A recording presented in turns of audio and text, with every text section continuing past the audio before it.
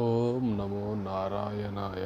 రోజు మేము దోదాం యాత్రలో భాగంగా బద్రీనాథ్ చేరుకున్నాము. బద్రీనాథ్కు 4 కిలోమీటర్ల దూరంలో ఉన్న మానా విలేజ్కు వెళుచున్నాము. మానా విలేజ్ యొక్క ప్రత్యేకతలు ఏంటి, మానా విలేజ్లో మనం చూడాల్సిన ప్రదేశాలు ఏంటి, ఇక్కడ వివరంగా తెలుసుకుందాము. ప్రస్తుత కాలంలో మానా విలేజ్ అంటే ఇండియా ఫస్ట్ విలేజ్ అని అంటారు. ఫస్ట్ విలేజ్ అని ఎందుకు అంటారంటే ఇది చైనా బార్డర్లో ఉంటుంది. చైనా నుంచి మనం ఇండియాకి స్టార్ట్ అయితే మనకి ఇది ఫస్ట్ విలేజ్గా వస్తుంది కాబట్టి ఇండియన్ ఫస్ట్ విలేజ్ అంటారు. మానా విలేజ్లో పాండవులకు సంబంధించి చాలా చరిత్ర దాగి ఉంది. పాండవులు స్వర్గారోహణ మొదలుపెట్టిన తర్వాత స్వర్గద్వారము భీముడు పాండవులను సరస్వతి నదిని దాటించిన భీమపులు, వ్యాసుడు మహాభారతాన్ని వినిపించిన వ్యాసగుహ, గణేశుడు మహాభారతాన్ని రచించిన గణేష్ గుహ, సరస్వతీ నది జన్మస్థలము, సరస్వతీ నది అలకనందలో కలిసే కేశవ్ ప్రయాగ్ ఇవన్నీ మనం ఈ మానా విలేజ్లో చూస్తాము. సరస్వతీ నది జన్మస్థలం కేశవ్ ప్రయాగ్ నుంచి 400 నుంచి 500 మీటర్ల దూరంలో సరస్వతీ నది జన్మిస్తుంది. ఇక్కడి నుంచి సరస్వతి నది కొద్ది దూరం ప్రవహించిన తర్వాత సరస్వతి నది మాయమైపోతుంది. ఇక్కడ మీరు గమనించారా, దూరం నుంచి 2 కొండల మధ్య ఒక వాటర్ ఫాల్ కనబడుతుంది. ఆ వాటర్ ఫాల్ పేరే వసుధార వాటర్ ఫాల్. ఈ వసుధార వాటర్ ఫాల్ అనేది కూడా అలకనందాలోని ఒక భాగమే.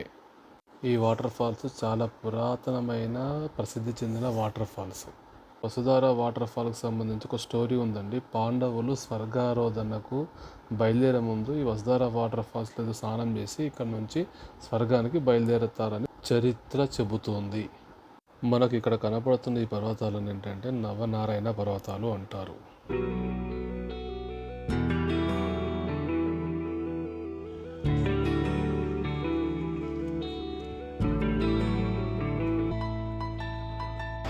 మనా village traffic present situation video కాదు టిఫిన్ చేసి మళ్ళీపోతూనే ఉండాలి. కూడా చెప్పాలి కంప్లైంట్ చేయాలి. సార్ ఎవరో పెట్టిండు అందుకే అంతా వెనకాల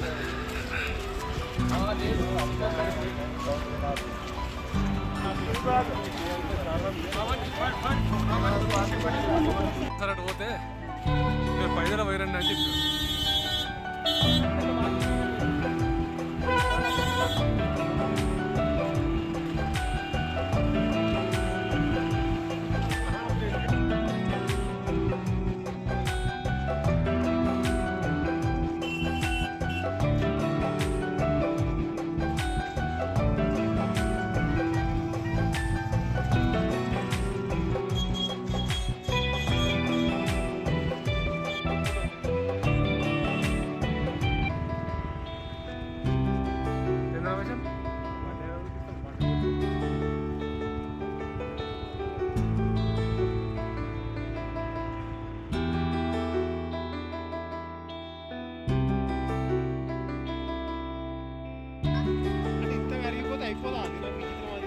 కడుతూనే ఉంటుంది గడ్డ.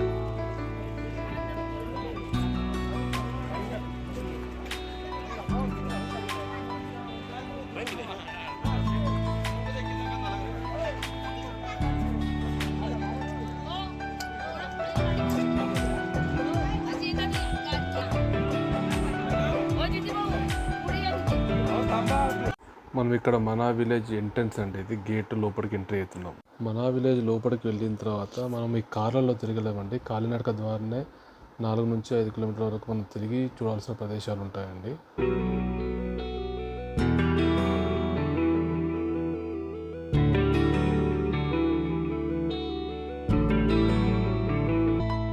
మనా విలేజ్లో షాపింగ్ చేసుకోవడానికి చాలా చిన్న చిన్న షాప్స్ ఉంటాయండి. స్వెటర్స్ లాంటివి కొనడానికి బార్గెన్ చేసుకొని తీసుకోవాలి ఇక్కడ షాప్స్లో.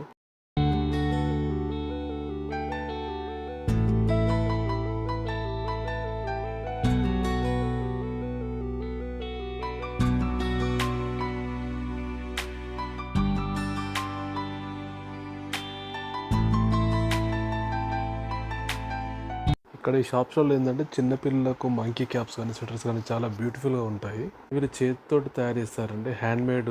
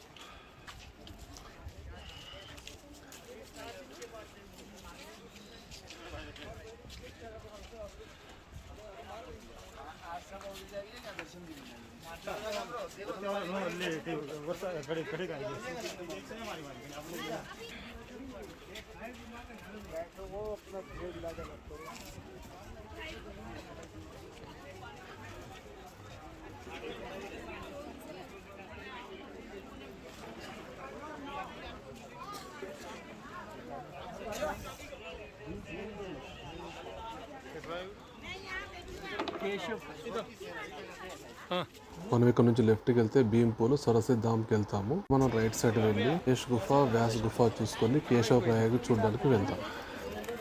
గణేష్ గుఫా, వ్యాస్ గుఫా, గణేష్ గుఫా, వ్యాస్ గుఫాకి వెళ్తున్నాం. చూసుకోండి రండి వచ్చినప్పుడు.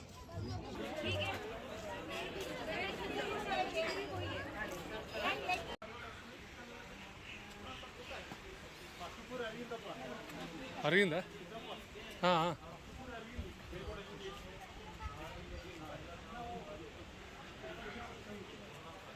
నిదానమే ప్రధానం. ఇక్కడ రైట్ సైడ్లో కనబడుతుంది అండి. ఇక్కడ పైకి వెళ్తే ఏంటంటే గణేష్ గుఫ ఉంటుంది. ఈ గుహలో గణేశుడు కూర్చొని వ్యాసుడు మహాభారతాన్ని చెప్తూ ఉంటే గణేశుడు పుస్తక రూపంలో రచించాడని పురాణాల్లో చెబుతున్నారు. కొట్టు.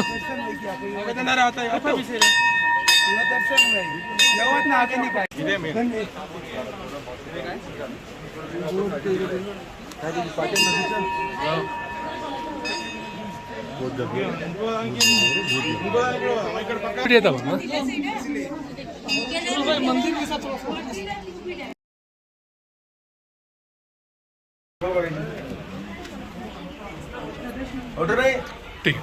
గణేష్ గుఫకి అతి దగ్గరలో ఉన్న వ్యాస్ గుఫ ఉంటుందండి. చాలా దగ్గరలో ఉంటుంది. అక్కడికి బయలుదేరుతున్నాం. దోమ కదా అది, ఎంత దొడ్డు ఉన్నది అంటే మీద ఆల్రెడీ జరుగుతలేదు, దులిపేసిన దాకా.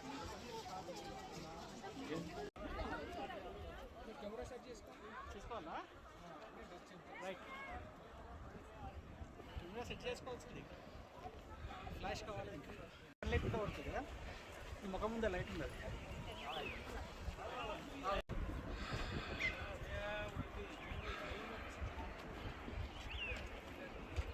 ఇక్కడ ఎదురుగా కనబడుతుంది వ్యాసుడు మహాభారతాన్ని వినిపించిన వ్యాస గుహ.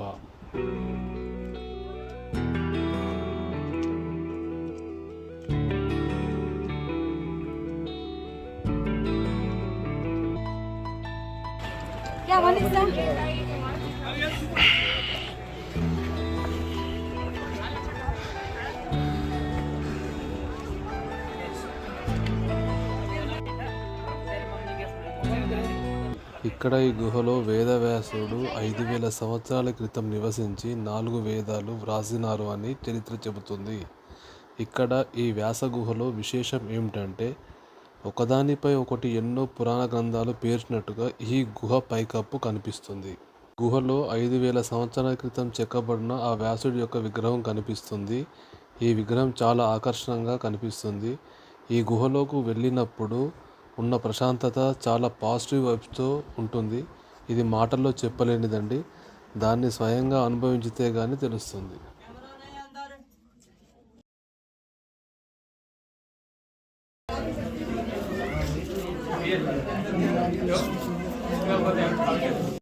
ఇక్కడ వ్యాసుడు ఇదే గుహలో కూర్చొని 18 పురాణాలు, 100 శాస్త్రాలు, ఉపనిషత్తులు, భారతాన్ని పూర్తిగా రచించారని ఇక్కడ పూజారి మనకు వివరిస్తున్నారు. ఒకసారి వేదాలు, పురాణాలు, क्या इसका स्टोरी क्या है सब? कितने कितने ये करेंगे यहाँ पे 18 पुराण, 6 शास्त्र, उपनिषद, कितने 4 वेद और ये सारे महाभारत इसी स्थान पर रचे गए। महाभारत को लिखने के लिए गणेश जी की स्तुति की गई। द्वापर समय प्राप्त द्वापर का अंतिम समय कलयुग आने वाला है। तो गणपति महाराज जी की तो महाभारत को गणपति महाराज जी ने लिखा और व्यास जी ने बोला था। श्रीमन्नारायण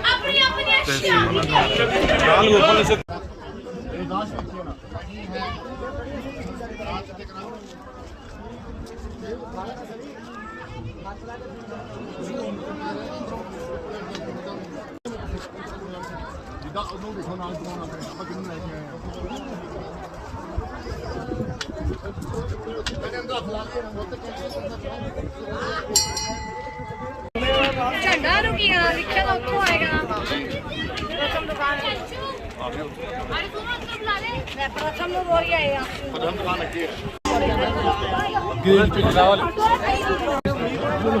మామ అనుకుంటాం. ఇక్కడ మనకు కనబడుతున్న టీ షాప్ ఏంటంటే ఇక్కడ ఇదే ఇండియాలో చివరి టీ షాప్ అండి ఇది. ఇక్కడ నేను టీ తాగుతున్నాను. టీ బాగుంది, పర్లేదు, ఓకే, తాగొచ్చు. ఇక్కడ చిన్న ఒక ట్విస్ట్ ఉందండి. మన భారత ప్రధాని మోడీ గారు ఇక్కడ సందర్శించిన తర్వాత ఫస్ట్ టీ షాప్ అయింది. అంతకుముందు ఇక్కడ ఏంటంటే ఇది లాస్ట్ టీ షాప్ కింద పేరుండే. మోడీ గారు సందర్శించిన తర్వాత ఇక్కడ పేరు మార్చి లాస్ట్ టీ షాప్కి బదులుగా ఫస్ట్ టీ షాప్ అని పెట్టుకున్నారు.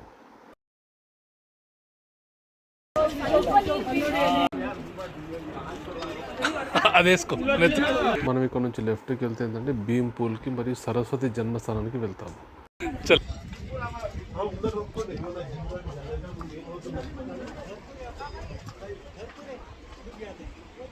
ఇటు ఖతర్నాక్ ఉన్నది అదే అంటే కదా.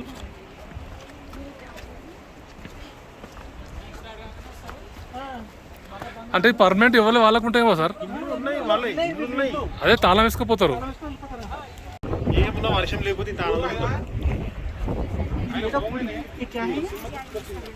चाय मसाला ये वाला? हाँ? अच्छा, शुगर गैस के लिए ये चाय पत्ती ఇది మసాలా ఇది. పద.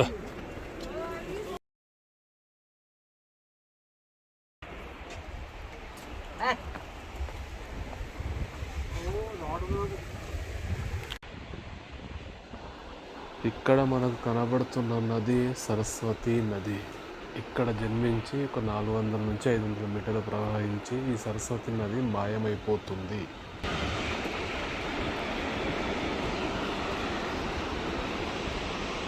ఇక్కడ మన ఎదురుగా కనబడుతున్న 2 కొండల మధ్య నుంచి పాండవులు స్వర్గానికి వెళ్ళినట్టు అక్కడ గైడ్ చెప్తుంటే విన్నాను.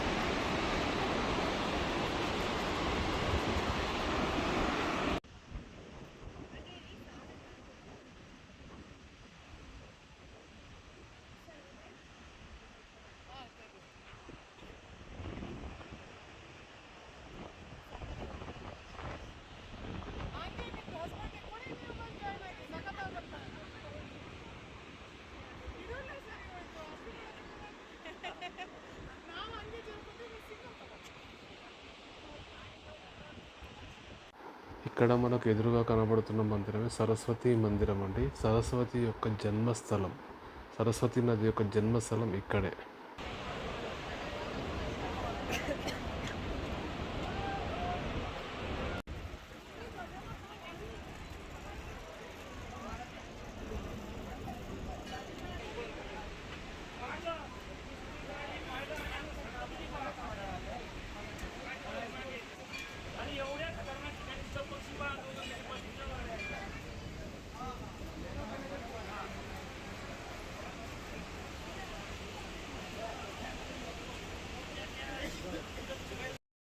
ఇక్కడ మనకు లోపల నుంచి వాటర్ వస్తున్నాయని కదండి, అక్కడ నుంచి అదే సరస్వతి నది యొక్క జన్మస్థలము.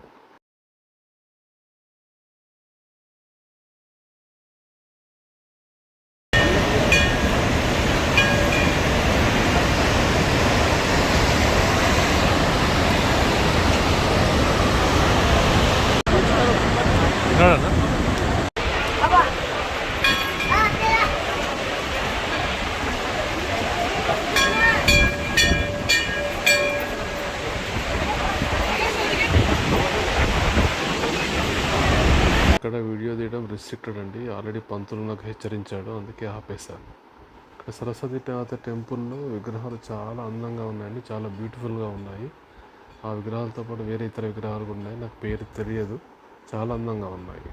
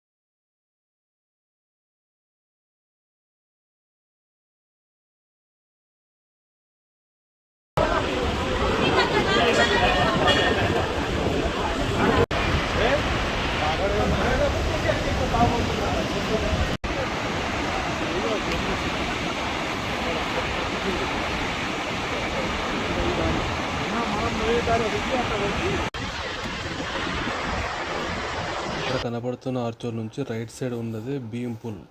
స్వర్గానికి బయలుదేరిన పాండవులు దారి మధ్యలో సరస్వతి నది ఉధృతంగా ప్రవహిస్తున్న సరస్వతి నదిని దాటడానికి ఇబ్బంది పడుతున్న సమయాన భీముడు ప్రక్కనే ఉన్న ఒక పెద్ద బండరాయిని నదిపై వేసి దానిపై నుంచి స్వర్గానికి వెళ్ళినారని పురాణాల్లో చెబుతున్నారు.